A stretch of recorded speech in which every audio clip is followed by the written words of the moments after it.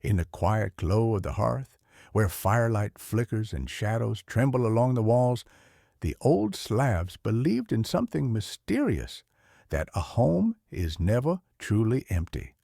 Every house, they said, has its own guardian, a spirit of the hearth and the family, a being known as the Domovoi.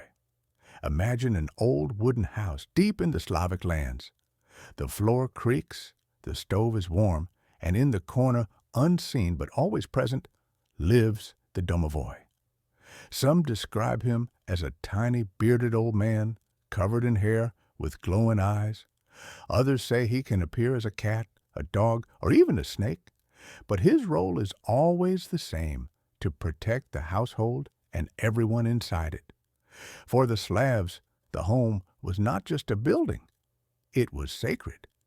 It connected the living with their ancestors, and the Domovoi was often understood as the spirit of an ancestor or the memory of generations who lived in that house before.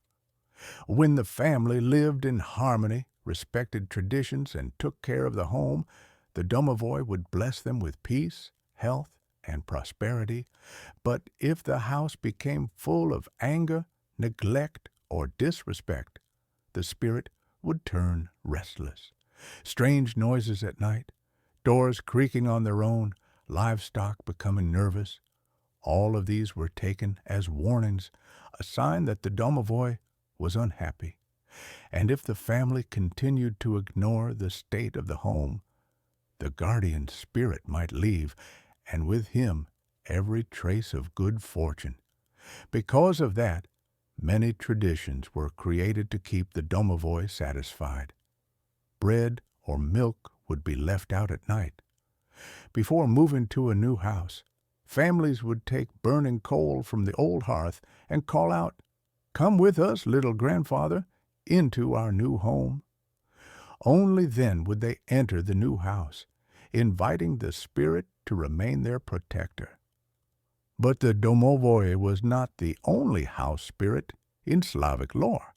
In the bathhouse lived Bannock, a mysterious and sometimes dangerous spirit connected to bathing and steam.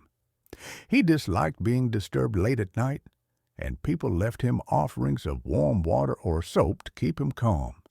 The bathhouse was considered a magical and risky place, one of the few spaces where the border between worlds was thin. Then there were the Mrachnichi, dark spirits that appeared only at night. They were described as small, shadowy beings that flew through the darkness and polluted water or caused illness if offended. Some legends say they traveled in groups, like bats or swarms of insects. They represented the restless souls of ancestors, or sometimes strangers who never found peace.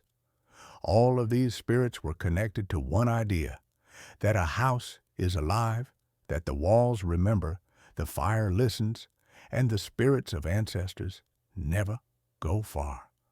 On holy nights, especially during winter, people believed house spirits returned. On Christmas Eve or Badnjak, when the house was quiet and the table was full, the Domovoi would come to see how his family was living.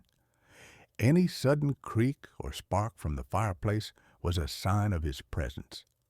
So the next time you hear a strange noise in your house at night, maybe it isn't just the wind. Maybe it's an old guardian, making sure you still remember that a true home is not built only of wood and stone, but of memory, respect, and the silent company of unseen friends.